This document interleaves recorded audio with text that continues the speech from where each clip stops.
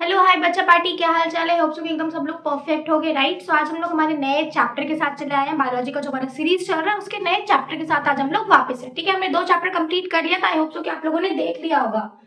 2 chapter हमने complete किया था, आप लोगों ने देख लिया। एक हमने क्या किया था, रिप्रोडक्शन इन सेक्सुअल ऑर्गेनिज्म वाला किया था, और एक फ्लावरिंग प्लांट वाला किया था। उसी रिप्रोडक्शन वाले से आज हम लोग नया लेकर आए हैं, जिसमें हम लोग क्या पढ़ेंगे, ह्यूमन रिप्रोडक्शन के बारे में पढ़ेंगे एंड साथ साथ रिप्रोडक्टिव हेल्थ पढ़ेंगे। एनसीईआरटी में ये दोनों चैप्टर अलग अलग है मेरे बच्चे, ठीक है। ह्यूमन रिप्रोडक्शन अलग है, रिप्रोडक्टिव हेल्थ अलग है। इस नोट्स में मैंने क्या किया, दोनों को मर्ज कर दिया, ठीक है, क्योंकि ये हमारा वन शॉट क्लासेस है। यहाँ हमें सिर्फ वही पढ़ना है जो इंपॉर्टेंट है। पूरा एनसीईआरटी हमें यहाँ पे नहीं पढ़ना है, यहाँ पे जो इंपॉर्टेंट है हम लोग सिर्फ वो पढ़ रहे हैं, इसीलिए मैंने इसमें मर्ज किया, ठीक है। सो सबसे पहले स्टार्ट करते हैं हमारा ह्यूमन रिप्रोडक्शन के बारे में। रिप्रोडक्शन क्या होता है इसके बारे में तो हमें आइडिया मिल गया, क्योंकि हमने ऑलरेडी 2 चैप्टर पढ़े हैं, ठीक है। ह्यूमन के जो रिप्रोडक्शन होते हैं वो कैसे होंगे, सेक्सुअल होंगे, जाहिर सी बात है। इसमें मेल गैमेट और फीमेल गैमेट दोनों की जरूरत होगी, राइट। तो यहाँ पे देखो लिखा हुआ है, humans are sexually reproducing and viviparous organism, ठीक है। ये वर्ड को ध्यान में रखोगे कि ह्यूमंस कैसे होते हैं, सेक्सुअली रिप्रोडक्शन और विविपेरस ऑर्गेनिज्म होते हैं, ठीक है। Distinct sexual dimorphism is present where male visibly differ from the female in physical, standard, external genital organs and accessory sex characters. Sexual dimorphism किसको बोलते हैं बच्चों, जहाँ पे मेल और फीमेल दोनों क्या हो, अलग अलग हो, राइट। दोनों का जो मॉर्फोलॉजिकल मतलब दोनों जो देखने में बहुत ज्यादा डिफरेंट होंगे, ठीक है। दोनों का मॉर्फोलॉजी जो होगा वो डिफरेंट होगा। विजिबल तुमको पता चलेगा कि मेल अलग दिख रहा है, फीमेल अलग दिख रहा है, राइट।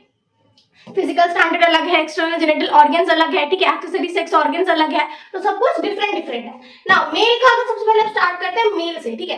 तो यहाँ पे अच्छा एक और चीज आप लोगों को ध्यान में रखनी है कि एक्सेसरी सेकेंडरी कैरेक्टर जिसकी बात हो रही है, ठीक है, एक्सेसरी सेक्स कैरेक्टर जिसकी बात हो रही है वो क्या होती है, मेल और फीमेल में क्या डिफरेंस है वो थोड़ा सा समझ लो। देखो, अगर मैं फीमेल की बात करूँ तो हम लोगों में क्या, हम लोगों में मेंस्ट्रुअल साइकिल्स है, ठीक है। फीमेल के अंदर, फीमेल के पास लॉन्ग हेयर्स है, बॉडी में हेयर थोड़े कम होते हैं, वॉइस हमारा थोड़ा पतला सा वॉइस होता है, ठीक है। उतना ज्यादा मतलब वो कहते हैं कि जितना मेल के पास फिजिकल स्ट्रेंथ है उतना फीमेल के पास नहीं है, ठीक है। मतलब अगर देखा जाए तो, ऐसे तो नहीं बोलूंगी कि नहीं है भाई, बहुत सारी लड़कियां भी आजकल दंगल कर रही हैं, ठीक है। और मेल की बात करूं तो मेल के अंदर क्या, उनके बियर्ड्स हो गया, उनका मोस्टैक हो गया, ठीक है, उनका फिजिकल मस्कुलाइन स्ट्रक्चर हो गया, ठीक है। तो ये सारी चीजें क्या होती है, मेल्स में डिफर कर रही है फीमेल के साथ। यही है तुम्हारा एक्सेसरी सेक्स कैरेक्टर्स, ठीक है ना। अब अगर मैं मेल से शुरू करूं तो मेल का जो रिप्रोडक्टिव सिस्टम है वो कहां पे लोकेटेड है, located in the pelvis region. मतलब ये नीचे का जो रीजन होता है पेल्विस रीजन, बॉडी के मतलब स्टमक के नीचे वाला रीजन, पेल्विस रीजन में लोकेटेड है। It includes a pair of testis. Testis है कितना, पेयर में मतलब 2 टेस्टिस है, ठीक है। along with accessory ducts, glands and the external genital। क्या क्या है उसमें, टेस्टिस है तुम्हारा, एक्सेसरी डक्ट्स है, ग्लैंड्स एंड एक्सटर्नल जेनिटल्स है, ठीक है ना। टेस्टिस जो है ये पेयर स्ट्रक्चर है, यहाँ पे लिखा हुआ है, which lie outside the abdominal cavity in a thin pouch of skin called scrotum। Testis जो है वो बॉडी के बाहर रहता है, ठीक है, और वो एक बैग लाइक स्ट्रक्चर, एक पॉच लाइक स्ट्रक्चर से कवर किया हुआ है, जिसको हम लोग स्क्रॉटम बोलते हैं, ओके। ये जो स्क्रॉटम है ये हेल्प करता है in maintaining the low temperature of the testis, जो कि 2 से लेकर 2.5 डिग्री सेल्सियस होता है, lower than the normal internal body temperature. ये जो टेस्टिस है ना, इसको बॉडी टेम्परेचर से क्या चाहिए, थोड़ा सा कम चाहिए, इसका डिग्री होना चाहिए 2 से लेकर 2.5 सेल्सियस होना चाहिए तुम्हारा, lower than your normal internal body temperature. हमारा नॉर्मल इंटरनल बॉडी टेम्परेचर कितना है, अगर मैं बॉडी टेम्परेचर की नॉर्मल बात करूं तो तुम्हारा 35 से लेकर के तुम्हारा 37 तक में मान लिया, ठीक है। तो इससे क्या होना चाहिए, इससे कम में होना चाहिए। उसको ना मेंटेन करने के लिए, सही टेम्परेचर को मेंटेन करने के लिए स्क्रॉटम में प्रेजेंट होता है, ठीक है। क्यों ये वाला टेम्परेचर चाहिए, नेसेसरी फॉर स्पर्मेटोजेनेसिस, मतलब फॉर्मेशन ऑफ स्पर्म। स्पर्मेटोजेनेसिस का मतलब क्या होता है, फॉर्मेशन ऑफ स्पर्म। स्पर्म के फॉर्मेशन के लिए जरूरी है, ठीक है। और स्पर्म क्या है, स्पर्म इज द मेल, इसका तुम मेल का रिप्रोडक्टिव ये भी बोल सकते हो, मेल का गैमीट बोल दो, मेल गैमीट, ठीक है। Sperm is the male gamete, okay. In adults, अगर एडल्ट्स की बात करें तो हर एक टेस्टिस जो होता है वो ओवल शेप का होता है, with a length of about 4 से लेके 5 सेंटीमीटर एंड विद अबाउट 2 से लेके 3 सेंटीमीटर। ये इतना ध्यान रखने की जरूरत नहीं है। हर एक टेस्टिस, ये पॉइंट ध्यान में नहीं रखोगे तो भी चलेगा। हर एक टेस्टिस का 250 कंपार्टमेंट्स होता है, जिसको कि हम लोग टेस्टिकुलर लोब्यूल्स बोलते हैं। मतलब जो 2 टेस्टिस है, ठीक है, उन दोनों में से एक एक, दोनों टेस्टिस के पास 250 कंपार्टमेंट है, ठीक है। मतलब सपोज कर लो अगर ये तुम्हारा टेस्टिस है तो इसके पास में ऐसे करके कंपार्टमेंट्स कुछ बने हुए इस तरीके से, कंपार्टमेंट्स कुछ बने हुए, टोटल 250 कंपार्टमेंट्स हैं, ठीक है। और उसको हम लोग क्या बोलते हैं, टेस्टिकुलर लोब्यूल्स बोलते हैं। और हर एक टेस्टिकुलर लोब्यूल्स ऑफ टेस्टिस के अंदर 1 से लेके 3 हाईली कॉइल्ड सेमिनिफेरस ट्यूब्यूल्स होता है। मतलब मान लो अगर इसको मैं बड़ा करूं तो इसका जो एक तुम्हारा ये बन रहा है, टेस्टिकुलर लोब्यूल्स बन रहा है, उसके अंदर में तुम्हारा फर्दर फिर यहाँ पे 3 सेमिनिफेरस ट्यूब्यूल्स तुमको मिलेगा, जो कि कॉइल्ड रहेगा। Wall of each seminiferous tubules is formed of layer germinal epithelium, ठीक है, किससे बना है ये, एक सिंगल लेयर जर्मिनल एपिथेलियम से बना हुआ है। मेजॉरिटी ऑफ द सेल्स जो होता है इस एपिथेलियम में वो क्यूबॉइडल्स होता है, इसलिए हम उसको मेल जर्म स्पर्मेटोजेनिक सेल्स भी बोलते हैं। At a certain place there are present tail Sertoli and subsequent cells, ठीक है। ये कैसे होते हैं बच्चे, यहाँ पे क्यूबॉइडल शेप के होते हैं और कुछ कुछ जगह पे ये लोग एक टॉल लाइक सर्टोली सेल्स की तरह भी प्रेजेंट होते हैं। सर्टोली सेल्स का क्या काम है बच्चों, सर्टोली सेल्स प्रोवाइड करता है nutrition to the developing sperms. Sperms जो डेवलप है, स्पेलिंग की गलती हो गई है, स्पर्म्स जो डेवलप हो रहे हैं बच्चों, स्पर्म्स जो डेवलप हो रहे हैं बच्चों, उनको जो न्यूट्रिशन चाहिए वो कौन प्रोवाइड कर रहा है, वो प्रोवाइड कर रहा है सर्टोली सेल्स। ओके, ये चैप्टर पढ़ाना बड़ा मुश्किल लगा हमें। चलो ये देखो मेल रिप्रोडक्टिव सिस्टम का यहाँ पे एक व्यू दिखाया गया है, ठीक है, जहां से कहां से शुरू हुआ है। सबसे पहले देखो यहाँ पे तुमको दिख रहा होगा, अगर मैं यहाँ से स्टार्ट करूँ, सबसे पहले देखो यहाँ पे टेस्टिस है, सबसे पहले यहाँ पे टेस्टिस है, ठीक है।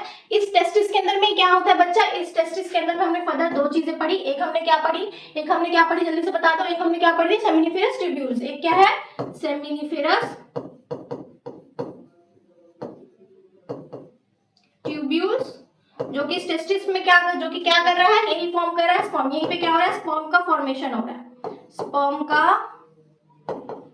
फॉर्मेशन हो रहा है बच्चा। और दूसरा हमने क्या पढ़ा, दूसरा हमने पढ़ा सर्टोली सेल्स, और भी बहुत सारी चीजें होता है, लेकिन ये दो अभी यहाँ पे मेन है। सर्टोली सेल्स जो कि क्या करता है, न्यूट्रिशन जो है वो प्रोवाइड करता है किसको, स्पर्म को न्यूट्रिशन प्रोवाइड करता है, ठीक है। पहले टेस्टिस आया, टेस्टिस के बाद ये सेकंड कहाँ पे जाएगा, ये देखो टेस्टिस दिख रहा है, यहाँ से देखो टेस्टिस दिख रहा है, ये टेस्टिस के बाद ये कहाँ जा रहा है, ये तुम्हारा एपिडाइमिस हो गया, ठीक है, फिर ये वासाई फ्रेंचिया हो गया। अब इस एक एक करके हम लोग इसका फंक्शन पढ़ेंगे, ठीक है। अगर मैं एपिडाइमिस की बात करूँ तो ये क्या करता है, ये तुम्हारा टेस्टिस के पास में रहता है, इसका कुछ फंक्शन है हम लोग पढ़ेंगे आगे, ठीक है।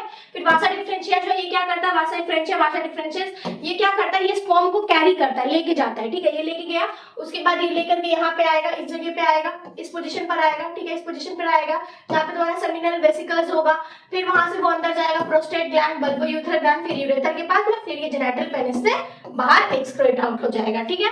तो ये है तुम्हारा मेल का रिप्रोडक्टिव सिस्टम। तो स्टार्ट कहां से हुआ, टेस्टिस से हुआ, गया किसके पास, वासा फ्रेंचिया, फिर वासा डिफरेंसेस के पास गया, फिर उसके बाद सेमिनल वेसिकल्स के पास गया, फिर उसके बाद प्रोस्टेट ग्लैंड और बल्बोयूथर ग्लैंड क्या करता है, इसका क्या काम क्या है, ये लोग ना तुम्हारा क्या करते हैं, प्रोवाइड करते हैं लाइक क्या बोलते हैं उसको, ल्यूब्रिकेंट को प्रोवाइड करते हैं ताकि स्पर्म जो है इजीली पास हो सके, ठीक है।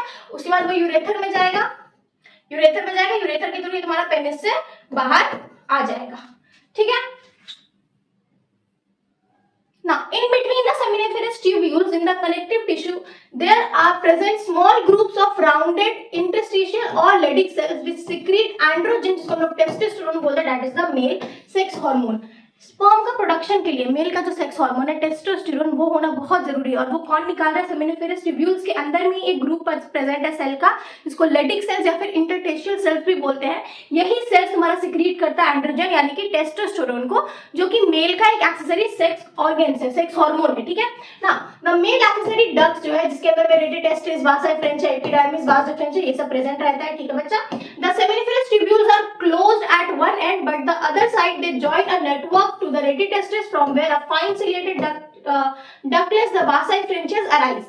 The vasi franchias leave the testis and open into epidermis located along the posterior surface of each testis. तो सेमिनिफेरस ट्यूब्यूल्स के पास एक रेटिटेस्टिस होता है जहां से तुम्हारा वासा फ्रेंचिया निकलता है, फिर वो जाके कहां पे बंद होता है, एपिडर्मिस में बंद होता है, जहां से यही इसी तरीके से तुम्हारा स्पर्म जो है वो ट्रैवल कर रहा है, ठीक है। फिर वहां से वासा डिफरेंस के पास आ जाता है जो कि एपिडर्मिस को कनेक्ट करता है उसके एंड में।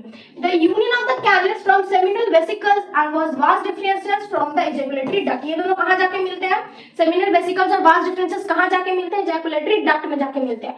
ये डक्ट स्टोर करता है और ट्रांसपोर्ट करता है स्पर्म्स को from the testis to the outside through ureter. ये डक्ट का काम क्या है, ये डक्ट स्टोर करेगा स्पर्म को, ठीक है, और इसको ट्रांसपोर्ट करवाएगा टेस्टिस से लेकर के आउटसाइड ऑफ द यूरेटर, मतलब यूरेटर के थ्रू बाहर ट्रांसफर करवाएगा। द पेनिस जो है ये एक सिलेंड्रिकल और हाईली वस्कुलराइज्ड कॉपुलेटरी ऑर्गन्स होता है, ठीक है। किससे बना है, ये स्पेशल टिश्यू से बना है जो कि हेल्प कर रहा है erection of the penis to facilitate insemination, ठीक है। इंसेमिनेशन होने के लिए पेनिस का इरेक्शन बहुत जरूरी है, जो कि ये एक स्पेशल टिश्यू से बना है, जिसकी वजह से ये हो रहा है, ठीक है। The enlarge and of the penis को हम लोग ग्लैंस पेनिस बोलते हैं, जो कि कवर होता है एक loose fold of the skin से, जिसको हम लोग प्यूप्यूस और फोरस्किन भी बोलते हैं। मेल का जो एक्सेसरी ग्लैंड है उसके अंदर में क्या होता है बच्चा, पेयर सेमिनल वेसल्स होता है, प्रोस्टेट ग्लैंड होता है, अनपेयर्ड बल्बोयूरेथ्रल ग्लैंड होता है। सो हमने ये स्टोरी क्या जानी, अगर मैं यहाँ पे स्टोरी बताऊं तो हमने स्टोरी क्या जानी, टेस्टिस में वो बना, टेस्टिस से एपिडाइमिस में गया, फिर वहां से वासा फ्रेंचियस को लेकर के वास डिफरेंसेस के पास लेके गया, वहां से सेमिनल वेसिकल्स, वहां से यूरेथर, और वहां से वो बाहर निकल गया। ठीक है, अब ये सेमिनल वेसिकल्स, ठीक है, ये एक्सेसरी ग्लैंड है, ठीक है, सेमिनल वेसिकल्स, प्रोस्टेट ग्लैंड और बल्बोयूरेथ्रल ग्लैंड, ये तीन का क्या काम है ये देखेंगे। सेमिनल वेसिकल्स की बात करें तो ये paired elongated coiled sac like structure होता है, ठीक है, पेयर्ड है, कॉइल्ड है और एक सैक जैसा स्ट्रक्चर है, बैग जैसा स्ट्रक्चर जो कि सिचुएटेड है behind the urinary bladder, urinary bladder के पीछे बिहाइंड में वो सिचुएटेड होता है। ठीक है, दे सीक्रेट विशियस fluid which constitute the main part of the ejaculate, ejaculate करने के लिए जो फ्लूइड की जरूरत होती है ये वो बनाते हैं। ठीक है, सेमिनल फ्लूइड जो है उसके अंदर क्या रहता है, fructose, prostaglandins and clotting proteins. Okay, अब अगर मैं बात करूं प्रोस्टेट ग्लैंड्स की बच्चों, तो प्रोस्टेट ग्लैंड एक चीज नट शेप का होता है, ठीक है, जो कि लाई करता है at the base of the urinary bladder and surround the first part of the urethra, ureter का पहले पार्ट को यही सराउंड करके रखता है। प्रोस्टेट फ्लूइड जो है इसके अंदर सिट्रिक एसिड यानी कि स्पर्म का न्यूट्रिएंट रहता है, नंबर ऑफ एंजाइम जैसे कि हमारा अमाइलेज हो गया, पेप्सिनोजेन हो गया एंड प्रोस्टाग्लैंडिन्स हो गया, ये सारे एंजाइम उसके पास में रहते हैं। बल्बोयूरेथ्रल ग्लैंड जिसको हम लोग कूपर्स ग्लैंड भी बोलते हैं, ये बहुत जरूरी है। फॉर एग्जांपल मान लो, ठीक, स्पर्म जो पास हो रहा है ये भी यहीं से पास हो रहा है, स्पर्म के पास होने का भी रास्ता यही है, और जो यूरिन पास होगा वो भी यहीं से पास होगा, राइट। मेल में जो पेनिस होता है वहीं से यूरिन भी पास हो रहा है, वहीं से स्पर्म भी पास हो रहा है, एक ही ओपनिंग है। ठीक है, तो जब यूरिन पास हो रहा है तो यूरिन क्या होता है बच्चों, बहुत एसिडिक होता है, राइट। यूरिन जो होता है, यूरिन जो है हमारा वो बहुत ही एसिडिक है, हम लोग सब जानते हैं यूरिन बहुत ज्यादा एसिडिक है। ठीक है, तो जब यूरिन उस पेनिस से पास हुआ, यूरेटर के थ्रू पास हुआ, क्योंकि यूरेटर जा रहा है, पेनिस जा रहा है, तो यूरिनरी ब्लैडर से भी जब यूरिन आ रहा है तो वो भी वो कहाँ जाएगा, यूरिन का अगर मैं बात करूं तो वो यूरिनरी ब्लैडर से कहाँ आएगा, वो कहाँ आएगा, यूरेटर में आएगा, और फिर उसके बाद वो पेनिस के थ्रू बाहर निकलेगा। सेम फंक्शन अगर मैं बात करूं स्पर्म्स की, अगर मैं बात करूं स्पर्म की, तो स्पर्म कहाँ पे आएगा, स्पर्म पहले तुम्हारा यूरेटर पे आएगा, मतलब ये सेमिनल वेसिकल्स वगैरह से होते हुए यूरेटर पे आएगा, फिर ये पेनिस पे आएगा, मतलब यूरेटर जहां से यूरिन भी पास हुआ और तुम्हारा ये भी पास हो रहा है, स्पर्म भी पास हो रहा है, तो यूरिन के पास होने की वजह से ये जो यूरेटर और पेनिस का एरिया ये एसिडिक हो जाता है, जलजला वाला एरिया हो जाता है, एसिडिक हो जाता है। ठीक है, तो उस एसिडिक एरिया को कम करने के लिए, ताकि अगर उस एसिड से स्पर्म पास होगा उसके बाद, ठीक है, तो क्या होगा, स्पर्म तो एसिड की वजह से वहीं मर जाएगा, फिर तो वो बाहर ही नहीं निकल पाएगा। फिर जो उसका मेन काम है कि वो जाकर के तुम्हारा डेवलप करवाए, ठीक है, वो जाके तुम्हारा फर्टिलाइजेशन करवाए, वो तो करवा ही नहीं पाएगा क्योंकि वो तो वहीं मर गया। ठीक है, तो उसको बचाने के लिए, ताकि एसिडिक एनवायरनमेंट से स्पर्म को बचाने के लिए क्या होता है, ये बल्बोयूरेथर या फिर कॉपर्स ग्लैंड काम करता है। ये क्या है बच्चों, ये एक pair of P shape structure है, ठीक है, जो कि lying adjacent to the ureter the base of the penis. ये सिक्रीट करता है एक क्लियर विस्कस म्यूकस को, जो कि ल्यूब्रिकेटिंग होता है इन फंक्शन में। ठीक है, इसका अल्कलाइन फ्लूइड सिक्रेटेड होता है by them to neutralize any acid from urine remaining in the urethra. Urethra से जब यूरिन निकल गया तो उसमें कुछ कुछ एसिड बचा रहता है, बल्बोयूरेथर ग्लैंड जो है ये एक अल्कलाइन फ्लूइड सिक्रीट करता है, बेसिक फ्लूइड सिक्रीट करता है, जो कि क्या करता है, जो भी बचा हुआ एसिड है यूरेथर के अंदर, ठीक है, जो भी बचा हुआ एसिड फ्रॉम यूरिन जो है यूरेथर के अंदर, उसको पूरा न्यूट्रलाइज कर देगा, और उसके बाद तुम्हारा स्पर्म को ये और भी ज्यादा लुब्रिकेट, उस एरिया को एकदम फिसल देगा, लुब्रिकेट कर देगा, वैसे इजीली स्पर्म जो है वहां से पास हो जाएगा। ठीक है, is it clear, is it clear. अब आ जाओ सेमेन की तरफ। सेमेन क्या है, सेमेन एक collection of secretion from seminal vesicles, prostate gland and Cowper's gland. Semen क्या है बच्चों, सेमेन जो है ये कलेक्शन ऑफ सिक्रीशन होता है, जहां पे vesicle gland, seminal vesicles, prostate gland और कूपर्स ग्लैंड सबको मिला के जो सिक्रीशन हो रहा है उसको हम लोग सेमेन बोलते हैं। ठीक है, मतलब स्पर्म जो है वो तुम्हारा सेमेन के फॉर्म में बाहर आता है। ठीक है, क्योंकि वो seminal vesicles, prostate gland, Cowper's gland सबका कुछ ना कुछ उसके अंदर सिक्रीशन प्रेजेंट होता है। तो मेल के बारे में हमें समझ में आ गया, मेल हमारा क्लियर है। मेल के बारे में हमने क्या पढ़ा कि स्पर्म कैसे फॉर्म हो रहा है वो सेमिनल वेसिकल्स के अंदर, वो हम लोग बाद में देखेंगे, इसके बाद हम लोग वो जानेंगे डिटेल में। ठीक है, टेंशन मत लो, अभी बस पहले ऑर्गन्स पढ़ लो, उसके बाद फिर हम लोग और जानते हैं। ठीक है, सिस्टम किस तरह से काम कर रहा है पहले वो जान लेते हैं, टेस्टिस वगैरह कैसे काम कर रहा है, कहाँ पे बन रहा है, वो हमें समझ में आ गया। ठीक है, अब आ जाओ फीमेल के रिप्रोडक्टिव सिस्टम की तरफ। फीमेल का रिप्रोडक्टिव सिस्टम, अगर मैं बात करूं फीमेल के रिप्रोडक्टिव सिस्टम के बारे में, ठीक है, सो ये क्या है, चलो फीमेल को कलरफुल बनाते हैं थोड़ा सा। ठीक है, a female reproductive system consist of a pair of ovaries, वहां पे जैसे पेयर ऑफ टेस्टिस था, यहाँ पे पेयर ऑफ ओवरीज है मेरा बच्चा। ठीक है, along with a pair of oviduct, ovaries का अगर पेयर है तो ओविडक्ट का भी पेयर है, यूटेरस एक है, cervix and vagina and the external genital located in the pelvic region, ये भी पेल्विक रीजन पे ही प्रेजेंट है। ये जो दो ओवरीज होता है ये स्मॉल बॉडीज होता है, ईच ऑफ 2 to लेकर के 4 सेंटीमीटर, ठीक है, in length which remain attached to the abdominal wall by an ovarian ligament called mesovarium और फोल्ड ऑफ पेरिटोनियम, ठीक है। ये जो ओवरी है, ठीक है, ये एब्डोमिनल वॉल के साथ अटैच है, ठीक है। ये कैसे अटैच है? ये अटैच है एक ओवेरियन लिगामेंट, जिसको हम लोग मीसोओवेरियन बोलते हैं, ठीक है। It is covered by a layer of cuboidal epithelium, जिसको हम लोग जर्मिनल एपिथेलियम भी बोलते हैं, ठीक है। वहां पे भी वही था, जर्मिनल एपिथेलियम से बना हुआ था।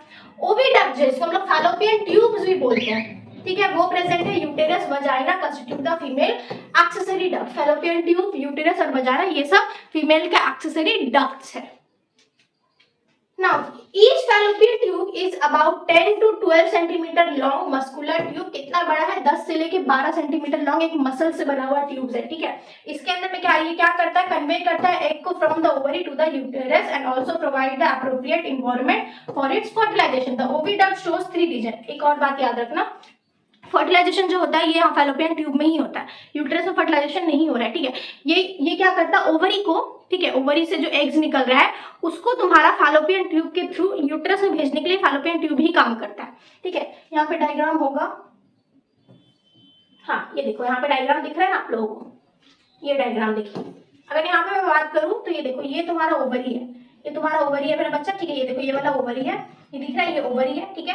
एंड ये जो तुम लोग देख रहे हो, ये वाला जो हिस्सा देख रहे हो, ये वाला जो यहाँ से लेके यहाँ तक का पूरा हिस्सा है, this is your fallopian tube, this is your fallopian tube, ठीक है। इसका काम क्या? और ये वाला जो तुम्हारा हिस्सा है ये तुम्हारा यूटेरस है, ये वाला पूरा तुम्हारा यूटेरस है, ठीक है।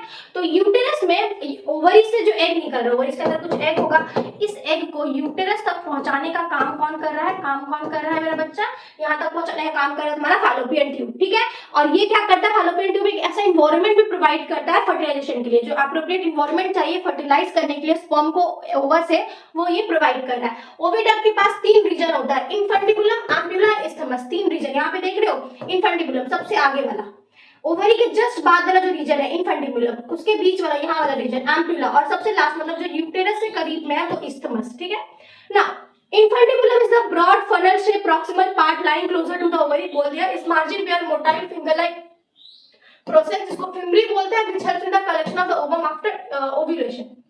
यहाँ पे अगर तुम लोग इसको गौर से देखो, अगर इस डायग्राम को थोड़े और अच्छे से यहाँ से देखो, गौर से देखो, तो ये देखो ओवरी जो है, ये जो ओवरी यहाँ पे देखो इस तरह से कुछ फिंगर लाइक प्रोजेक्शन दिख रहा है ना। इस फिंगर लाइक प्रोजेक्शन हम लोग फिम्बरी बोलते हैं। क्या बोलते हैं? फिम्बरी बोलते हैं। ये फिम्बरी क्या करता है? ओवरी जो निकल रहा है, ओवरी से जो ओवा निकल रहा है उसको ये पकड़ता है, ठीक है। पकड़, इस तरह से ओवा निकला उसको ये पकड़ेगा, पकड़ के फिर इसको इसके पास इन्फंटिबुलम के पास ये भेजेगा, ठीक है।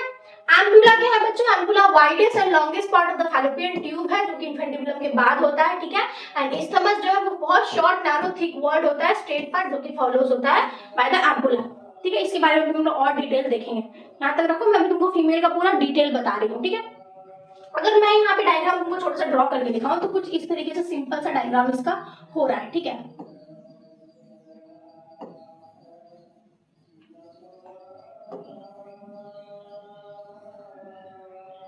इसको मिटाती हूँ।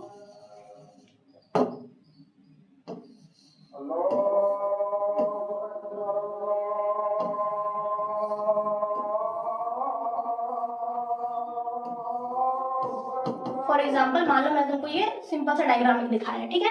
तो ये हमारा ओवरी है, ये हमारा ओवरी है। ये मैंने क्या बोला? ओवरी से जो ओवा निकला बच्चों, ओवरी से जो ओवा निकला, डायग्राम को इग्नोर करना है, मैं तुमको समझाने के लिए बना रही हूँ, ठीक है। तो यहाँ पे मैंने क्या बोला? ओवरी से ये जो ओवा निकला, ठीक है, ओवरी से ये जो ओवा निकला, इस ओवा को इस फिम्ब्रिय ने क्या किया? कलेक्ट किया। इस फिम्ब्रिय ने कलेक्ट किया, फिर यहाँ से किसके पास पहुंचा? यहाँ से पहुंचा इन्फंटिबुलम के पास। किसके पास पहुंचा?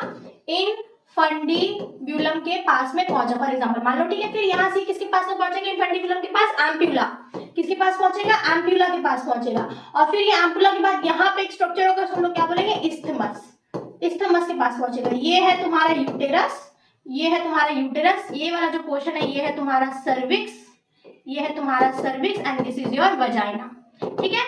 दिस इज योर वजाइना, ठीक है बच्चों। तो यहाँ पे भी वही लिखा है, इसको और ज्यादा उन्होंने अच्छे से दिया। देखो यहाँ पे हाइमेन दिया हुआ है, ठीक है। हाइमेन पार्ट है जो कि क्या करता है, वजाइना को कवर करके रखता है, ठीक है, वजाइना को ये कवर करके रखता है।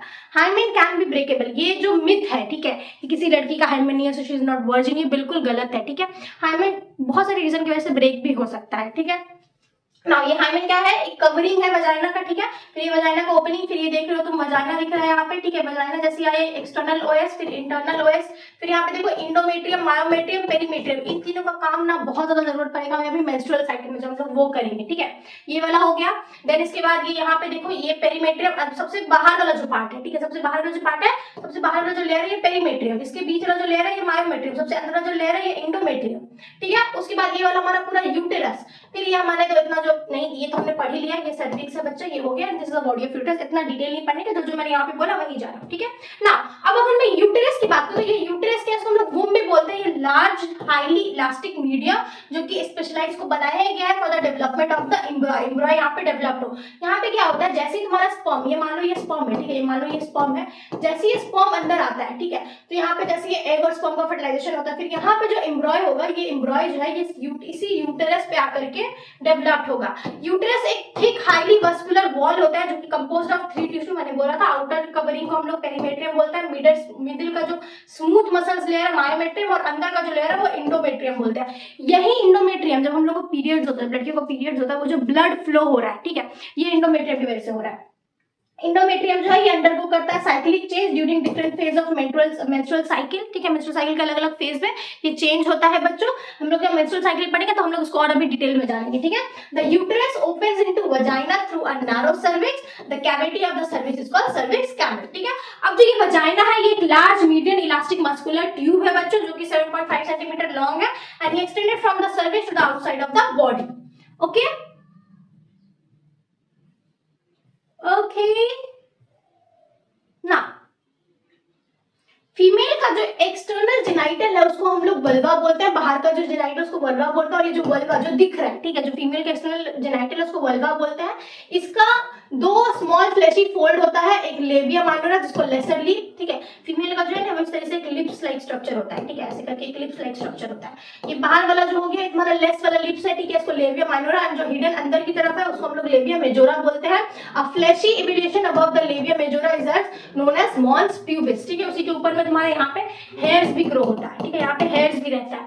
It is the uppermost angle of the vulva in front of the urethral opening is located a small erectile clitoris which is highly sensitive and is contain numerous sensory nerve ending for touch and pressure, ठीक है। अब अगर ये मैं memory glands की बात करूं तो मैमरी ग्लैंड जो है ये भी फीमेल का एक्सेसरी सेक्स ऑर्गन्स है, ठीक है। ये मॉडिफाइड स्वेट ग्लैंड होता है जो कि लाई होता है over the pectoral major muscles. Externally each breast के पास एक प्रोजेक्शन होता है, एक निप्पल सराउंडेड होता है by the circular pigment area of the skin, जिसको deep pink to light brown colour बोलते हैं, जो कि एरियोला होता है, ओके।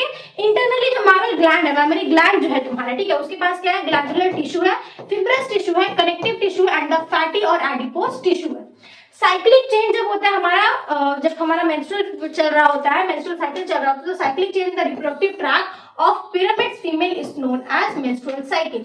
जितने भी पिरामिड है, ठीक है, ये तुम्हारा इवन एप्स में, मंकीज में, ठीक है, एप्स गोरिल्लास में भी तुमको ये मेंस्ट्रुअल साइकिल देखने को मिलेंगे। जितने भी फीमेल्स हैं उन सब में पिरामिड्स फीमेल्स के अंदर ये मेंस्ट्रुअल साइकिल होता है, मतलब रिप्रोडक्टिव ट्रैक का साइक्लिक चेंज। ये क्यों हो रहा है बच्चों, देखो ओवरी का काम क्या है, ओवा प्रोड्यूस करना, और ओवा का काम क्या है, स्पर्म के साथ फर्टिलाइज होकर के एम्ब्रॉय बनाना। अब अगर स्पर्म नहीं मिला तब वो क्या होगा, तब वो ओवरी जो है वो तो वेस्ट है, तो वो तो बाहर निकलेगा बॉडी से। तो हर महीने ये फॉर्म होता है, ठीक है, हर महीने 28 डेज का साइकिल होता है, अलग अलग डिपेंड करता है फीमेल टू फीमेल किसका कितने दिन का साइकिल चल रहा है, ठीक है, लेकिन अप्रोक्सीमेटली 28 डेज का साइकिल होता है, ठीक है, 28 डेज का साइकिल होता है मैक्सिमम। जिसमें क्या होता है बच्चों, जिस साइकिल में क्या होता है, वो जो ओवरी हमारा जो यहाँ पे मैंने दिखाया था, यहाँ पे जो फॉर्म हुआ, ये जो ओवा यहाँ पे फॉर्म हुआ, यहाँ पे जो ओवा फॉर्म हुआ, ये ओवा को जब स्पर्म नहीं मिलेगा तब ये क्या करेगा, ये शेड आउट हो जाएगा। ये ओवा क्या होगा, ये ओवा शेड आउट हो जाएगा। तो जब ये ओवा शेड आउट होगा तो ये जो अंदर का लेयर है मायोमेट्रियम, इसको लेके ये शेड आउट होगा, जिसके वजह से वो थिकनेस हो जाता है उसके ब्लड में, ठीक है, वो ब्लड जो निकलता है वो थिक होता है, बहुत ज्यादा मोटा होता है, इवन हमें पेन भी होता है,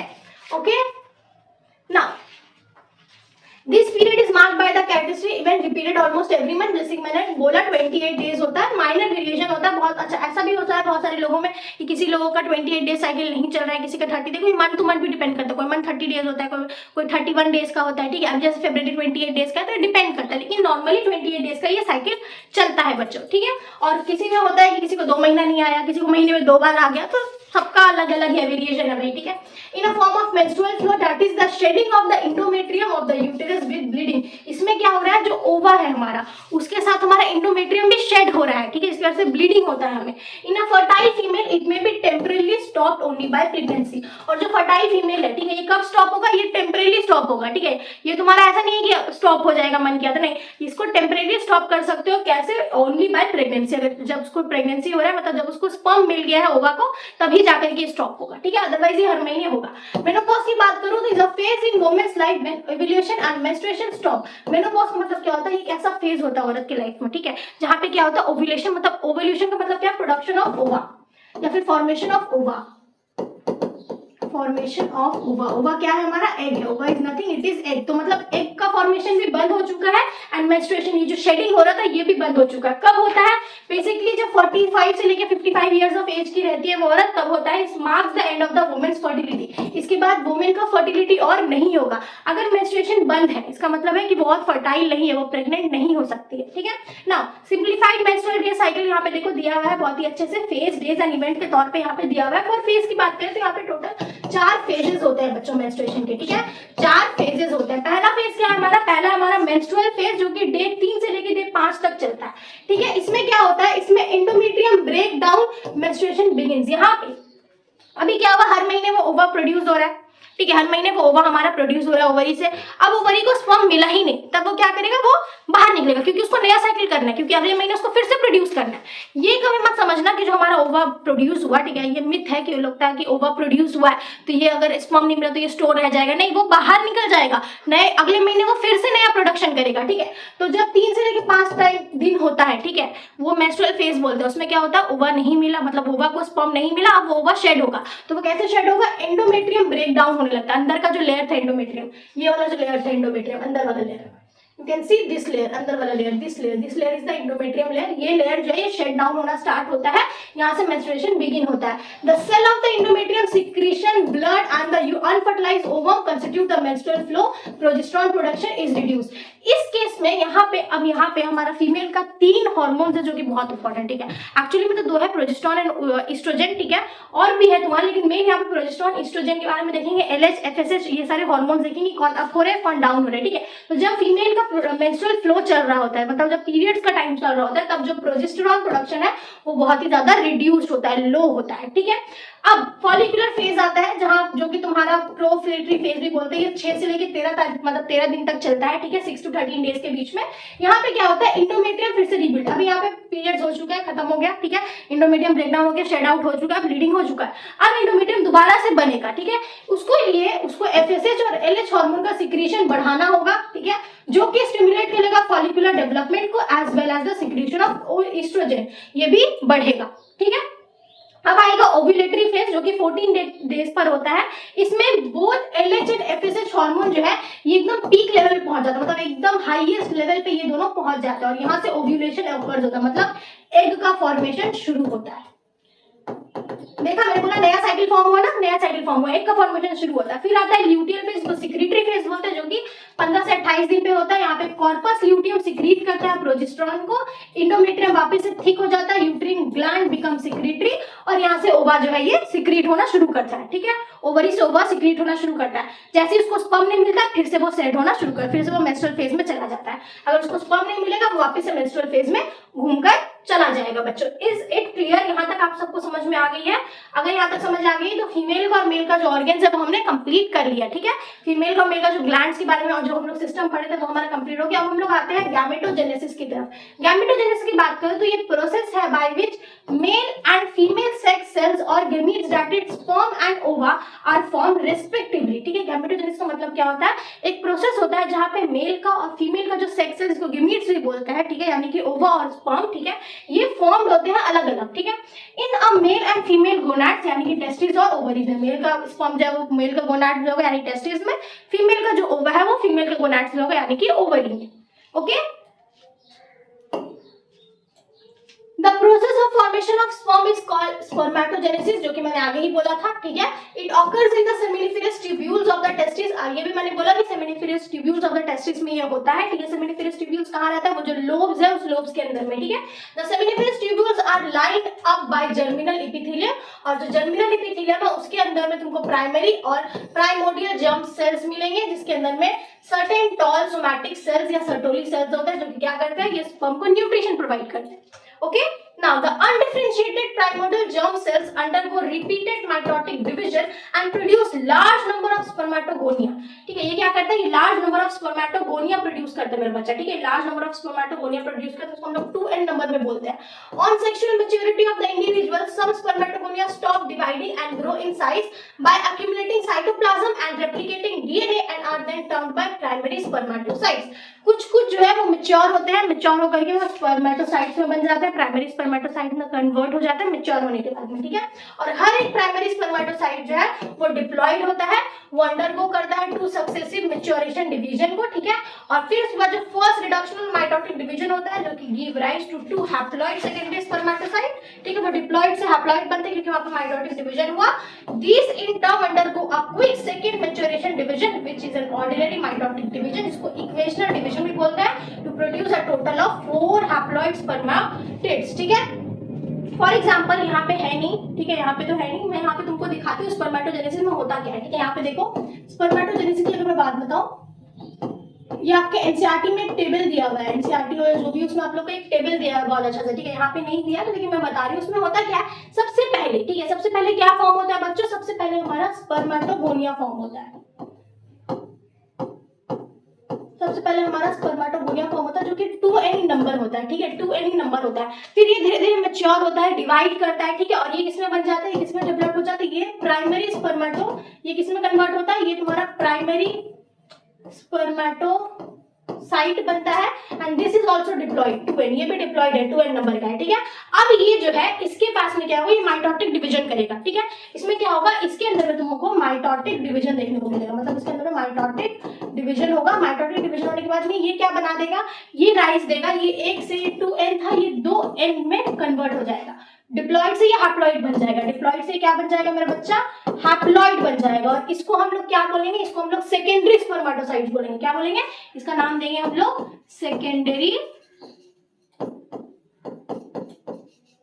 spermatocyte. This is our secondary spermatocyte, यहाँ पे लिखा है सेकेंडरी स्पर्मेटोसाइट। अब जो ये सेकेंडरी स्पर्मेटोसाइट है, इसका भी फिर माइटोटिक डिवीजन होगा, ठीक है। यहाँ पे ये माइटोटिक डिवीजन तुम्हारा रिडक्शनल होता है, रिड्यूस करने के लिए। ये क्या होता है, ये रिडक्शनल होता है, रिड्यूस करने के लिए। और जो यहाँ पे माइटोटिक डिवीजन होता है मेरा बच्चा, ये तुम्हारा इक्वेशनल होता है, मतलब इक्वल करने के लिए इक्वेशनल डिवीजन होता है, जो कि 1 2 3 4 4 हैप्लॉइड स्पर्मेटिड्स बनाता है। इसको हम लोग बोलते हैं हैप्लॉइड, इसको हम लोग बोलते हैं हैप्लॉइड स्पर्मेटिड्स, ये फॉर्म करता है मेरा बच्चा, ठीक है। फिर जो ये स्पर्मेटिड्स है, ये इस फॉर्म में है, इसको स्पर्म का जो एक्चुअल फॉर्म होता है इसको हम लोग स्पर्मेटोजोआ बोलते हैं। स्पर्मेटिड से ये स्पर्मेटोजोआ बनता है, ठीक है। स्पर्मेटिड से स्पर्मेटोजोआ बनता है, इस फॉर्म में तो नहीं रहना है इसको, तो फिर ये कुछ इस फॉर्म में चला आता है, मोटाइल फॉर्म में, जहां से ये आराम से मूवमेंट कर सके, ठीक है। इससे ये इस फॉर्म में कन्वर्ट होता है और इसको हम लोग क्या बोलते हैं, स्पर्मेटोजोआ। ये क्या है, ये है मेरा स्पर्मेटोजोआ। और ये जो स्पर्मेटिड से स्पर्मेटोजोआ बन रहा है, ठीक है, ये जो फॉर्मेशन हो रहा है स्पर्मेटिड से स्पर्मेटोजोआ बनने का, इसको हम लोग स्पर्मियोजेनेसिस बोलते हैं। इसको हम लोग क्या बोलते हैं, ये जो स्पर्मेटिड से स्पर्मेटोजोआ बना, इसको हम लोग स्पर्मियोजेनेसिस बोलते हैं। इसको ध्यान में रखोगे, ठीक है। सवाल बनेगा व्हाट इज स्पर्मेटोजेनेसिस, एक मार्क का सवाल बन सकता है, तो तुम बोलोगे फॉर्मेशन ऑफ स्पर्म। सवाल बनेगा व्हाट इज स्पर्मियोजेनेसिस, तब बोलोगे जब transformation of spermatids into spermatozoa, ठीक है। अब जो स्पर्म्स है फाइनली रिलीज होता है into the cavity of the seminiferous tubule by the process called spermiation. और जब ये जो बना, ये जो स्पर्मेटोजोआ बना, ये जब मेरा सेमिनिफेरस ट्यूब्यूल्स में जाएगा, ये जब सेमिनिफेरस ट्यूब्यूल्स में जाएगा तब उस प्रोसेस को स्पर्मिएशन बोलेंगे मेरा बच्चा, ठीक है। And the typical mammalian sperms जो है, ये जो टिपिकल मैमेलियन स्पर्म्स होता है, उसके पास एक हेड, एक नेक और एक मिडिल पीस एंड टेल होता है। This is the actual structure, this is the structure of the sperm, this is the structure of the sperm. यहाँ पे देखो एक टेल दिख रहा है तुमको, ये नीचे का पोर्शन जो है, ये नीचे का पोर्शन पूरा तुम्हारा टेल वाला पोर्शन है, ठीक है। नीचे का पोर्शन कौन सा पोर्शन है, ये तुम्हारा टेल वाला पोर्शन है, ठीक है। ये तुम्हारा टेल वाला पोर्शन है, ये पोर्शन जो है ये तुम्हारा टेल का पोर्शन है, ये पोर्शन तुम्हारा टेल वाला पोर्शन हो गया, देन यहाँ पे देखो एक और पोर्शन होगा इसका, यहाँ पे पोर्शन देखो, ये इसका नेक का पोर्शन है बच्चों, ये इसका नेक का पोर्शन है, and this portion is head, ठीक है, मिडिल पीस एंड हेड, ठीक है। अब अगर इसके पोर्शन को और अच्छा मैं डिफाइन करूँ तो हेड के ऊपर में एक लेयर लगा है, इसको हम लोग एक्रोसोम बोलते हैं। ये एक्रोसोम का काम क्या है मेरे बच्चा, इस एक्रोसोम का काम क्या है, ये एक्रोसोम क्या करता है, ये एक्रोसोम जो है ये एक ऐसा इंजाइम, ठीक है, इसके अंदर एक ऐसा इंजाइम रहता है जो कि ओवा, अगर ये ओवा है, मान लो ये तुम्हारा ओवा है, ठीक है, ओवा तो एक प्रोटेक्टिव लेयर है, ठीक है, ओवा एक प्रोटेक्टिव लेयर है, तो इस लेयर को फाड़ के अंदर जाने के लिए, ओवा के अंदर मतलब ओवरी के अंदर, ओवा के अंदर जब एग के अंदर वो जाएगा तो उसको फाड़ के अंदर जाने के लिए, ठीक है, उसका जो प्रोटेक्टिव लेयर है उसको फाड़ के अंदर जाने के लिए जो एंजाइम चाहिए वो एंजाइम ये एक्रोसोम देता है, ठीक है ना। इसका प्लाज्मा मेम्ब्रेन हो गया, इसका हेड के अंदर इसका न्यूक्लियस होता है, पोस्ट एक्रोसोमल शीट होता है, और फिर नीचे नेक की तरफ आ जाए तो प्रॉक्सिमल सेंट्रियोल हो गया, डिस्टल सेंट्रियोल हो गया, ठीक है। देन ये मिडिल पीस होता है जहाँ पे माइटोकॉन्ड्रियल डिस्क स्पाइरल हो गया, एक्सियल फिलामेंट्स हो जाता है, रिंग स्ट्रक्चर है। देन टेल की बात करें, टेल में फिब्रियस शीट एंड एंड पीस, मतलब सिंपल सी बात करें तो इसका स्ट्रक्चर कुछ इस तरीके से बना होता है, ठीक है। अगर मैं इतना नहीं दिखाऊं तो ये देखो, ये हेड है, ये नेक है, ये मिडिल पीस है, and this is your tail. ये हो गया तुम्हारा हेड, ये हो गया तुम्हारा नेक, ये हो गया तुम्हारा मिडिल वाला piece, and this is your tail. ये टेल का काम क्या है, ये इजीली उसको मूव करने में, ठीक है। स्पॉन्ज कैसे होता है, मोटाइल होता है, मतलब मूव करते हैं ये, ओवा, और ओवा भी मोटाइल हो रहा है, वो भी मूव करके इधर आ रहा है, लेकिन स्पॉन्ज जल्दी मूव करके फिर ये जाते हैं, ठीक है ना। A human male ejaculates about 200 to 200 million sperms during a coitus। एक बार जब coitus होता है तो 2000 से लेकर 3000 मिलियन sperms निकलता है। क्यों निकलता है, देखो 2000-3000 मिलियन sperm निकला, लेकिन फर्टिलाइजेशन सिर्फ एक ही करे क्योंकि इनके बीच में रेस चलता है, पहले कौन जाएगा, ठीक है। The process of formation of mature female gamete ovum is called oogenesis। It occurs in the ovary, जिसमें female gamete बोलते हैं। तो हमारा स्पर्मेटोजोआ जो था वो कंप्लीट हो गया। क्या पढ़ा हमने, स्पर्म्स कैसे फॉर्म हुआ, कहाँ फॉर्म हुआ, पहले डिप्लॉइड कैसे हैप्लॉइड बना, वो जो ऊपर मैंने चार्ट दिखा है वो बहुत इंपॉर्टेंट है, उसको समझ जाना, ठीक है। देन ये स्ट्रक्चर हमने इसका पढ़ लिया, और हमने ये पढ़ा कि एक बार के कोइटस में 2000 से 3000 मिलियन स्पर्म्स आते हैं, ठीक है, जिनमें से कुछ स्पर्म्स बहुत, इसमें क्या होता है, इसमें रेस होता है कि कौन पहले जा रहा है, ठीक है, कौन पहले पहुंच रहा है। तो इतने सारे स्पर्म्स में से सिर्फ कोई एक या फिर कोई दो यही स्पर्म जो है वो ओवा तक जाके फर्टिलाइज कर पाते हैं, ठीक है, बाकी सारे स्पर्म्स वेस्ट हो जाते हैं। ओके, तो जो अब ये मेल का कंप्लीट हो गया, हम लोग फीमेल का जानते हैं। फीमेल का जो मेच्योर फीमेल गैमेट यानी ओवम बन रहा है, उसके प्रोडक्शन को हम लोग oogenesis बोलते हैं, जो कि फीमेल गोनाड्स यानी ओवरीज में हो रहा है मेरा बच्चा। कहाँ हो रहा है, ओवरीज में हो रहा है। इसकी बात करें तो certain cells in the germinal epithelium of the ovary of the foetus are larger than other, ठीक है। These cells divide by mitosis, producing undifferentiated germ cells called egg mother cells और oogonia in the ovary of the fetus। एक और मजे की बात यहाँ पे जान लो, मेल जो होते हैं उनके अंदर जो स्पर्म प्रोडक्शन होता है, ठीक है, वो कब स्टार्ट होता है, वो उनका ये स्टार्ट कब होगा, मेल के अंदर जो स्पर्म प्रोडक्शन है ये कब स्टार्ट होगा, जब उनका एक प्राइमरी मतलब एक एज आ जाएगा, 14 वाला एज आ जाता है, 12-14 वाला जब एज पकड़ लेता है, ठीक है, तब ये स्टार्ट हो रहा है। लेकिन अगर मैं फीमेल की बात करूं तो जब वो मदर की बॉडी, मतलब अगर कोई फीमेल किसी मदर की बॉडी में अगर वो फीटस है, तब से ही उसका ओगोनिया मतलब ओवम बनना शुरू हो जाएगा, ठीक है, तब से ही उसको ओवम बनना शुरू हो जाएगा। और मेल का जो ये स्पर्मेटोजेनेसिस जो प्रोसेस है ये चलेगा कब तक, उसके बुढ़ापे तक, एंडिंग तक चलेगा। लेकिन फीमेल का जो ओवम प्रोडक्शन है वो एट अ पॉइंट, एक लेवल, देखिए हमने पढ़ा मेंस्ट्रुएशन में, मेंस्ट्रुएशन साइकिल में हमने पढ़ा 45 से लेकर 50 ईयर्स के बीच में या 55 ईयर के बीच में वो स्टॉप हो जाता है, ठीक है। तो ये चीज ध्यान में रखना है कि मेल्स का चलते रहता है, स्टार्ट मेल का बाद में होता है लेकिन चलते रहता है, और जो फीमेल का है वो स्टार्ट फीटस में ही, और जब वो फीमेल फीटस होती है, ठीक है, तभी ये स्टार्ट हो जाता है और ये खत्म हो जाता है जब उसका मेंस्ट्रुएशन फेज खत्म होता है, ठीक है। Now the oogonia multiply by mitotic division to form primary oocyte। अच्छा इसका भी देख लेते हैं, एक तरफ टेबल कर लेते तो हमें इजी होगा, ठीक है। तो अगर हम oogenesis बोले, अगर हम यहाँ पे oogenesis समझाएं, अगर हम यहाँ पे oogenesis की बात करें, अगर oogenesis की बात करें तो फॉर्मेशन ऑफ क्या हो रहा है यहाँ पे किसका फॉर्मेशन करें हम लोग, ओवम का, ठीक है। तो यहाँ पे क्या होता है बच्चों, यहाँ पे हमारा सबसे पहले एक सेल्स होता है, ठीक है, जो सेल्स है ना यहाँ पे oogonia बनना शुरू होता है। यहाँ पे क्या शुरू होता है, सबसे पहले oogonia, और ये जो oogonia है ये कब बन रहा होता है, जब वो बच्चा फीटस होता है, जब वो फीमेल फीटस होती है अपने खुद के मदर की बॉडी में, तब ये बनना शुरू होता है, ठीक है। ये जो oogonia है ये मल्टीप्लाई करता है बाय माइटोटिक डिविजन। यहाँ पे माइटोटिक डिवीजन होता है और ये मल्टीप्लाई करके क्या बनाता है मेरा बच्चा, प्राइमरी oocyte बनाता है। क्या बनाता है, प्राइमरी oocyte बनाता है। अब जो ये प्राइमरी oocyte है, ठीक है, इसका मियोसिस होता है, ठीक है, मियोसिस इस प्राइमरी oocyte का होता है और फिर ये फॉर्म करता है, ठीक है। लेकिन जो ये प्राइमरी oocyte जो बना, ठीक है, इसका मियोसिस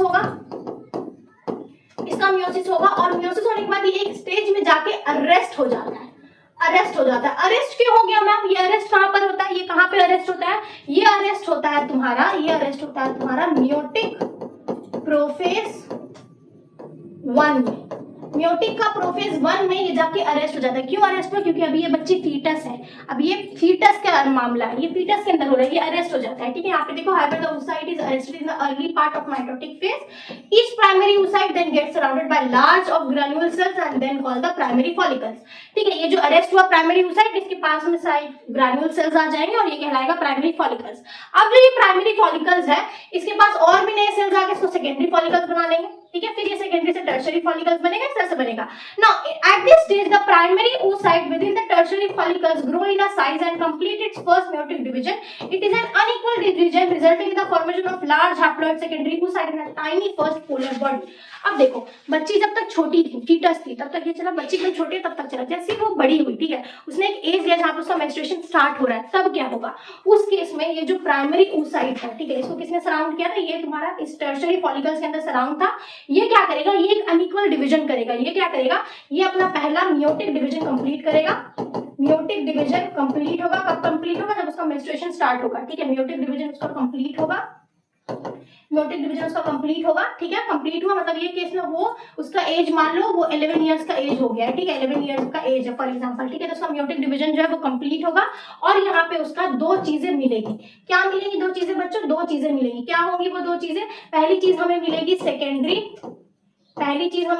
सेकेंडरी oocyte और दूसरी चीज हमें मिलेगी first polar body, secondary oocyte and first polar body. ठीक है, फिर जो टर्शियरी फॉलिकल्स था ये फर्दर चेंज हो जाएगा ग्रिफियन फॉलिकल्स में और जो सेकेंडरी oocyte है इसके पास में, सेकेंडरी oocyte के पास में एक और मेम्ब्रेन आके फॉर्म करेगा, उसको जोना पेनिसुला बना देगा।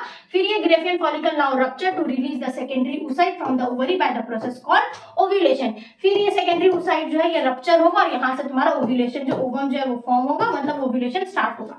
तो ये देखो ये एक मैच्योर ग्राफियन फॉलिकल है। ठीक है, मतलब ये ओवा का स्ट्रक्चर है। ठीक है, ओवा में क्या देख रहे हो हम लोग? यहाँ पे मैंने बोला ये जो जोना पेनिसुला है, ठीक है, जो सेकेंडरी oocyte है, ये देखो सेकेंडरी oocyte है, ठीक है, उसको एक कवर करके रखा है जोना पेनिसुला, फिर उसको कवर करके रखा है क्यूमस ओफेरस, फिर वहां पे एक फॉलिकुलर कैविटी, फिर मेम्ब्रेन ग्रेनुलोसा, फिर बेसमेंट मेम्ब्रेन, ये सबको फाड़ के इस फॉर्म को अंदर इसके पास पहुंचना है। तो इतना लेयर को जब ये फाड़ के जाएगा तो उसके लिए कौन चाहिए? जो ऊपर में यहाँ पे जो एंजाइम है इसको हम लोग मैक्रोसोम बोलते हैं, ये एंजाइम यहाँ पे हेल्प करेगा। Is it clear? oocyte वाला और फीमेल, मेल और फीमेल का दोनों का कंप्लीट समझ में आ गया कि कब कैसे फॉर्म हो रहा है। ठीक है ना, अब आ जाओ फर्टिलाइजेशन की तरफ। ठीक है, फर्टिलाइजेशन की बात करूं तो ड्यूरिंग कॉपुलेशन, ठीक है, यानी coitus, semen is release by the penis into the vagina. ठीक है, जब कॉपुलेशन होता है तो सेमेन पेनिस से निकल के कहां जाता है बच्चों? वजाइना में जाता है। फर्टिलाइजेशन का मतलब क्या है? Penetration of a mature ovum by the spermatozoons and fusion of the respective male and female pronuclear, मतलब मेल एंड फीमेल गेमीट का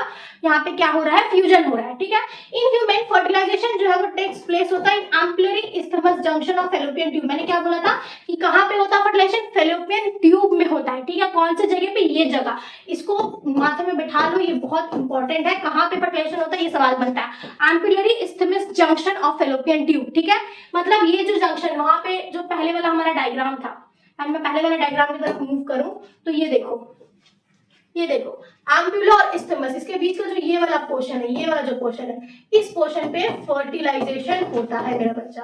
ठीक है, एम्पुला और इस्थमस के बीच वाला जो पोर्शन है वहां पे हमारा फर्टिलाइजेशन होता है। वहां पे आके स्पर्म जो है ये ओवा से मिलता है, मतलब ओवा से कहीं तक जाता है, उससे आगे वो नहीं जाता है। ठीक है, entry of the sperm induce the completion of the meiotic division of the secondary oocyte। अब देखो ये जो सेकेंडरी oocyte बना था ओवम, ठीक है, इसका जो मियोटिक डिवीजन है ये कंप्लीट कब होगा? जब स्पर्म आएगा। स्पर्म नहीं आएगा तो इसका कंप्लीशन नहीं होगा। ठीक है, and the secondary meiotic division is also unequal and result in the formation of secondary polar body and the haploid ovum. अब जैसे इसको स्पर्म मिला, ये जो बना, ठीक है, मान लो ये जो सेकेंडरी ओवम हमारा बना,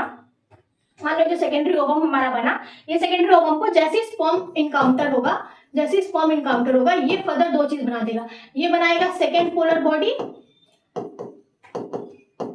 ये क्या बनाएगा बच्चा? सेकेंड पोलर बॉडी बनाएगा। एक हमारा सेकेंड पोलर बॉडी बनाएगा और एक हमारा बनेगा हैप्लॉइड ओवम। कब बनेगा? जब इसको स्पर्म का एंट्री मिलेगा, हैप्लॉइड ओवम बनेगा, उसको ऊटिड भी बोलते हैं। ठीक है ना, अच्छा, ये जो हैप्लॉइड ओवम बना इसको स्पर्म मिला गया, मतलब ये इस तरह से हैप्लॉइड ओवम बन गया है। फिर इस ओवम पे जाकर के जो स्पर्म था, ये जो स्पर्म था ये सब इंटरैक्ट करेगा और फिर जाके ये क्या फॉर्म करेगा, फर्टिलाइजेशन होगा, फर्टिलाइजेशन होगा एंड देन हमारा जाइगोट जो है ये जाइगोट फॉर्म होगा बच्चा। इज इट क्लियर, समझ में आ गया? और एक ऐसा पॉइंट आएगा जहाँ पे ये फर्टिलाइजेशन मतलब ये जो फॉर्मेशन हो रहा है oogenesis का, ये स्टॉप हो जाएगा। कब स्टॉप होगा? जब वुमेन का मेनोपॉज आ जाएगा, तो ठीक है। और मेल का स्पर्म का फॉर्मेशन कभी स्टॉप नहीं होता है ना। एम्ब्रॉयनिक डेवलपमेंट हाँ स्टॉप होता है। देखो मेल का भी बहुत सारे रीजंस है, ठीक है, कि स्पर्म्स कैसे जल्दी मूव कर रहे हैं, कि अच्छे स्पर्म्स है कि नहीं, न्यूट्रिटिव स्पर्म्स है कि नहीं, इसका भी डिफरेंट डिफरेंट रीजंस होता है। लेकिन पर्टिकुलरली स्टॉप्स नहीं होते, इवन 60 ईयर्स तक कोई भी नहीं स्टॉप होता है, ठीक है। अब अगर हेल्दी नहीं है वो पर्सन तो फिर वो स्टॉप हो जाएगा, ठीक है। अगर वो हेल्दी नहीं है ना, अगर वो जो मेल है वो अगर हेल्दी नहीं है, स्मोकिंग बहुत ज्यादा कर रहा है, ड्रिंकिंग बहुत ज्यादा कर रहा है, तो उसको जो नॉर्मल एज है, जैसे कि मान लो 22 से लेकर 30 का जो एज है, 20 से 30 का जो एज है, इस एज में भी इसका स्पर्म का प्रोडक्शन बहुत लो होगा, ठीक है। तो स्पर्म का प्रोडक्शन अफेक्ट करता है कि तुम्हारा कैसा लाइफस्टाइल है। ओके ना, एम्ब्रॉयनिक डेवलपमेंट, अब हमारा वहां पे जाइगोट बन गया, जाइगोट से हमारा एम्ब्रॉय बन गया। अब ये जो एम्ब्रॉय बना है ये कैसे डेवलप होगा वो जान लेते हैं, ठीक है। एम्ब्रॉयनिक डेवलपमेंट और एम्ब्रायोजेनेसिस, ठीक है, is the development of embryo from zygote and its subsequent development into a young organism, ठीक है। zygote से ये embryo बन रहा है, फिर वहां से वो एक young organism में developed होता है, ठीक है। cleavage refer to the series of rapid mitotic division of the zygote following fertilization forming a many cell blastula. cleavage in fertilized egg of human start in fallopian tube forming 2, 4, 8, 16 daughter cells called blastomere. तो जब fallopian tube में ये वाला जो fallopian tube था जहां पे हमारा इस्थेमस था और यहाँ पे हमारा एम्पिब्ला था और यहाँ पे हमारा एग है, ये हमारा ओवम है और ये हमारा स्पर्म है। तो जैसे यहाँ पे ये फर्टिलाइज्ड हुआ, यहाँ पे जैसे ये फर्टिलाइज्ड हुआ, इनके फर्टिलाइज होने पे जैसे ये फर्टिलाइज्ड होंगे इसी जगह पे, जैसे ये फर्टिलाइजेशन करेंगे इसी जगह पे क्या होगा, इसी जगह पे क्लीवेज हैपेंस होगा, इसी जगह पे क्या होगा, क्लीवेज होगा। क्लीवेज होगा, क्लीवेज का मतलब क्या होता है, 16 cell daughter 16 cells daughter blastomere हम लोग इसको बोलते हैं। 16 सेल्स डॉटर ब्लास्टोमियर कहाँ पे बनेगा, इसी जगह पे, इसी रीजन पे, ठीक है, फैलोपियन ट्यूब में ही बनेगा। एम्ब्रॉय जो 8 से 16 ब्लास्टोमियर है उसको हम लोग मोर्यूला बोलते हैं, ठीक है। At the next stage of the development which produce an एम्ब्रॉय with about 64 cells, a cavity is formed within the cell mass, the cavity is called blastosphere and the embryo is termed as the blastocyst. पहले ये कितने बने, 16 sales के बने, 8 से 16 sales के, फिर ये 64 सेल्स के बनते हैं, ठीक है। ये जो 8 से 16 सेल्स बने ये फिर फर्दर 64 सेल्स का एक मास कैविटी बनता है जिसको हम लोग ब्लास्टोसिट्स बोलते हैं। फिर जो ये ब्लास्टोसिट्स है इसके पास में एक आउटर एनवेलप ऑफ सेल्स होता है जिसको हम लोग ट्रोपोब्लास्ट भी बोलते हैं and the inner cell mass जिसको हम एम्ब्रायोब्लास्ट बोलते हैं। ये ट्रोपोब्लास्ट लेयर जो होता है ये फिर अटैच होता है endometrium of the inner mass of and get differentiated as the embryo. कैसे जाइगोट से एम्ब्रॉय बना यहाँ पे ये दिखाया गया। तो क्या हुआ, हुआ क्या, देखो यहाँ पे मैं शॉर्ट में तुमको लिखाती हूँ एम्ब्रॉय कैसे बना।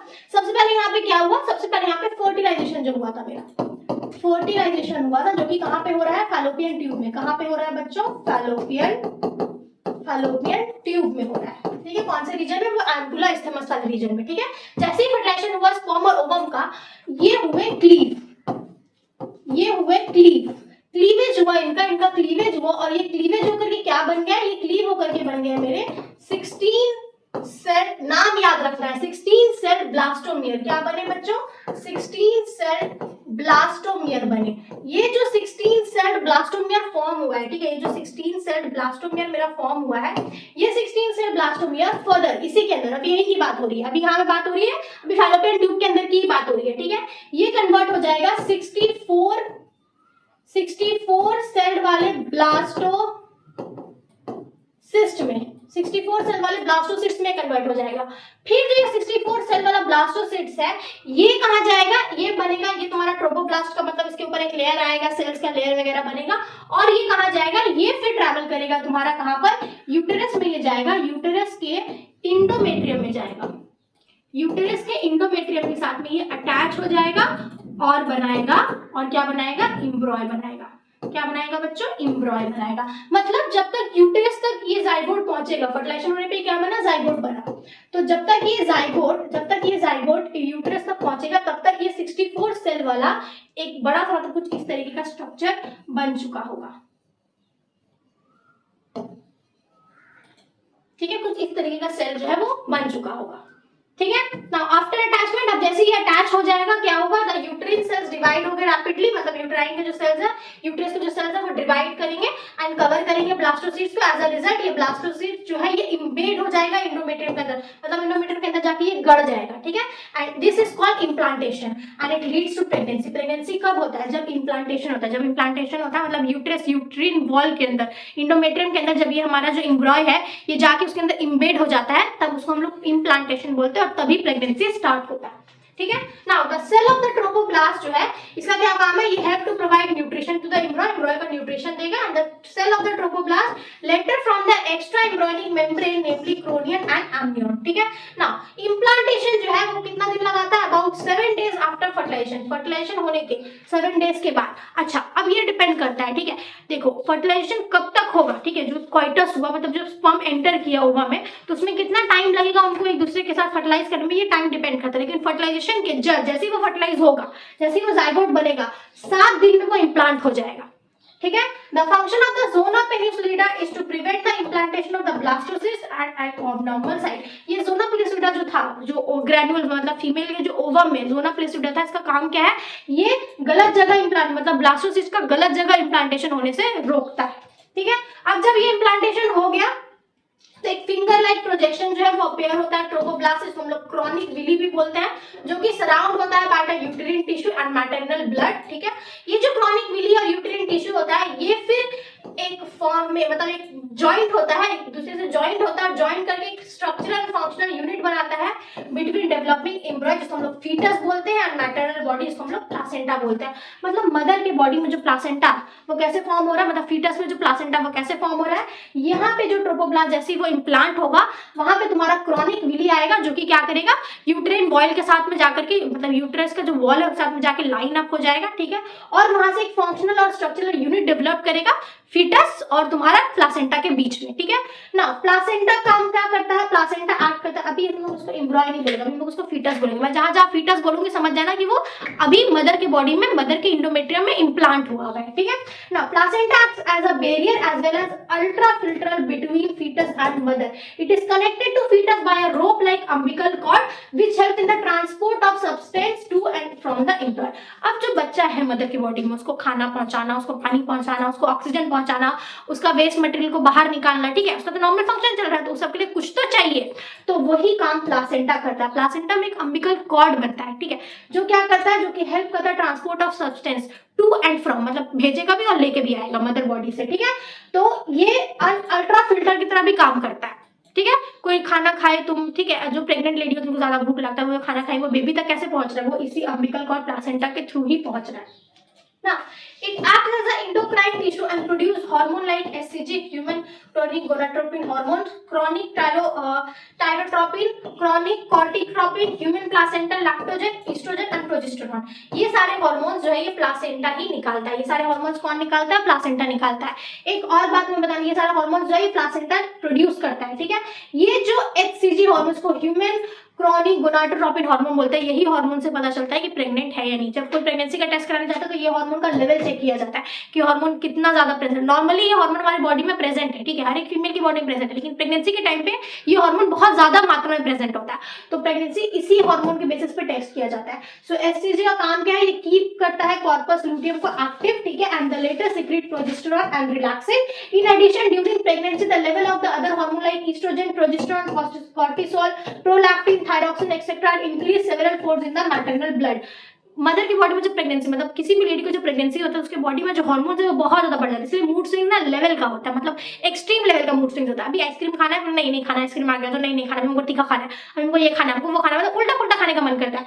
क्यों दिल कर रहा है वो तुम्हारा इसकी वजह से। देखो पीरियड जब होता है ना, मेंस्ट्रुअल साइकिल जब चला तब भी मूड स्विंग्स बहुत ज्यादा होता है, अच्छा मूड है, खराब मूड है, ठीक है, ये डिपेंड करता है। जो लोग कहते हैं कि ये तो नाटक है, नहीं भाई, हमारा हार्मोन फ्लक्चुएट कर रहा है, कभी बहुत ज्यादा वो खुश हो गया, कभी बहुत ज्यादा नीचे गिर गया, तो ये फ्लक्चुएट होता रहता है, ठीक है। तो उससे भी ज्यादा फ्लक्चुएशन प्रेगनेंसी के टाइम पे होता है, क्योंकि जो एचसीजी हार्मोन्स है, ठीक है, ये क्या करता है, ये कॉर्पस लूटियम को एक्टिव करते हैं। हैं, जिसकी वजह से इसका मेन काम क्या है, ये प्रोजेस्टेरॉन और रिलैक्सिन हार्मोन को सिक्रीट करते हैं।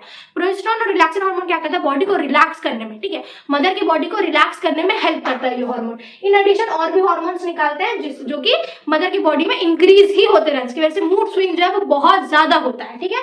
Now the cells of the inner cell mass in contact with blastocoel flatten, divide and grow to form a complete layer around blastocoel, this is layer is known as endoderm, ठीक है।